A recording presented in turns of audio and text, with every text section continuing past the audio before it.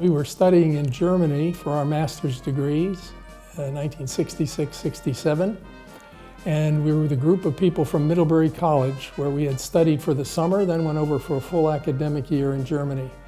That's where Middlebury had an arrangement with Mainz University, and we went for 2 or 3 months to Middlebury in Vermont for the summer, and then after that went over to Mainz for the academic year.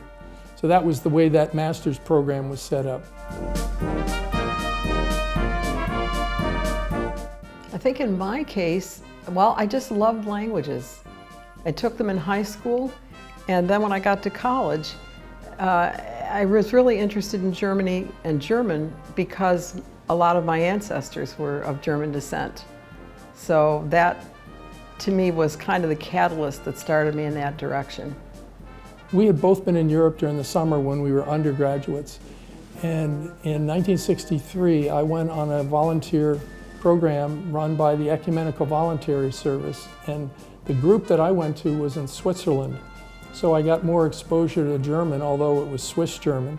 But it was an international group and there were people from several countries. And that really, again, got me more convinced that I wanted to be majoring in languages and continuing to go back to Europe. We were both doing a bunch of traveling with friends and that sort of thing. And Alan ended up in Berlin, and I ended up in Greece. But when I ended up in Greece for Easter vacation, unbeknownst to me, I went with my roommate, and we weren't there for very long. And we woke up one morning to gunshots and looked out our balcony and saw soldiers running the street and shooting. And we thought, well, this isn't good, and we don't know anything about it. So we went downstairs to see what was going on, and the government had been toppled, and the king and queen had to flee the country, and Papandreou became the leader. And so I experienced all of that, and that to me was very interesting. But they had a curfew after a couple of days. They let people go out and enjoy the city, because there were a lot of tourists there at the time. And so I was busy taking pictures, and all of a sudden a soldier came up and grabbed my camera, and I had no idea why. And a young man next to me said, just give him whatever he wants, don't worry about it, I'll talk to you later. So I did that. He took the film out of my camera, and then the young man said, after he had left, he said, well, look at what you were photographing. And I said, well, yeah, it's a temple with beautiful Doric columns, and it's fantastic.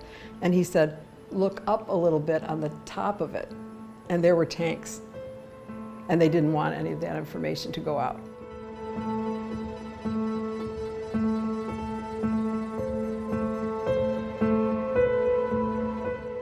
And my political adventure was, I went to a conference in Berlin where I had to travel from Mainz and Frankfurt through the East Zone, East Germany, to Berlin.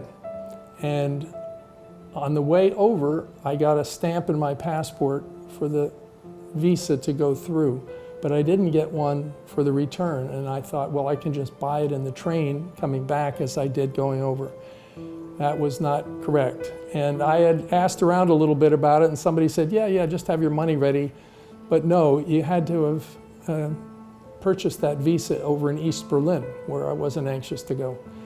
So when we came to the border, leaving Berlin on the train, and they come and check your tickets and everything on my passport, they said, well, you don't have that stamp. And I said, well, they said I could just buy it here. No, you can't. So I had to I was taken off the train, along with another passenger who was in the same fix I was in, and held under armed guard for several hours. And it gave me a real feeling of, you know, living in a free society versus living in the communist East Germany. I was able to get out okay, and I didn't take the train back out. I flew out the second time.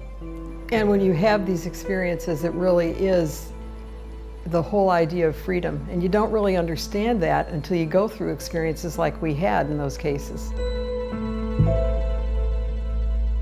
We spent 2 years at Connecticut, and during the summer in one of those years, I drove down to Yale every day for a Danish class. My mother and was Danish, and her family, I got to know them, we visited them a lot, and I wanted a chance to learn the language. And we wound up going to Copenhagen and stayed there for 2 years, got 2 years of grants, and that was terrific. Well, Alan has Danish relatives and they lived in the country.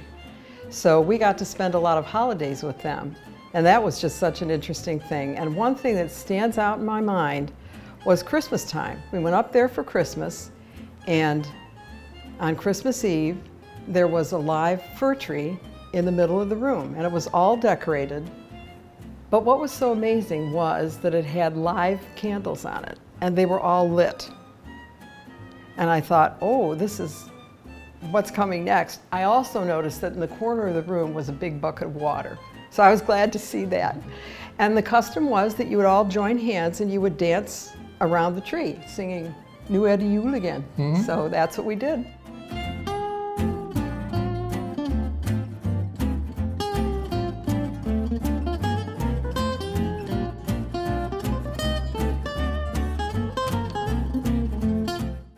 We went back to the United States for 1 more year at the University of Connecticut. We forgot to tell you about our most important publication Oh, when we were yes. over there. Oh, Okay. this is critical. Yeah, we have to go back to Copenhagen for a second. We do.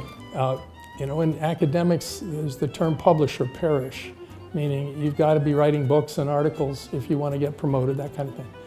But we always like to say that our most important publications were daughter Courtney and son Karsten. And our daughter Courtney was born in Copenhagen while we were there studying. When a child was born, you got a birth certificate with no name on it. It just said Baby Girl High.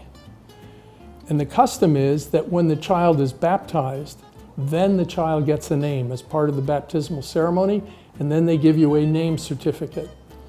So when she was born, we said, well, she'll be baptized when we're with the grandparents back in the United States, and we need to get her into Roberta's passport. So we need a name certificate, not just the birth certificate that says Baby Girl High. And the officials at the Danish State Lutheran Church said, well, that's fine, except that we see you want to name her Courtney, and we understand that that's a boy's name, not a girl's name. So we won't let you give her that name.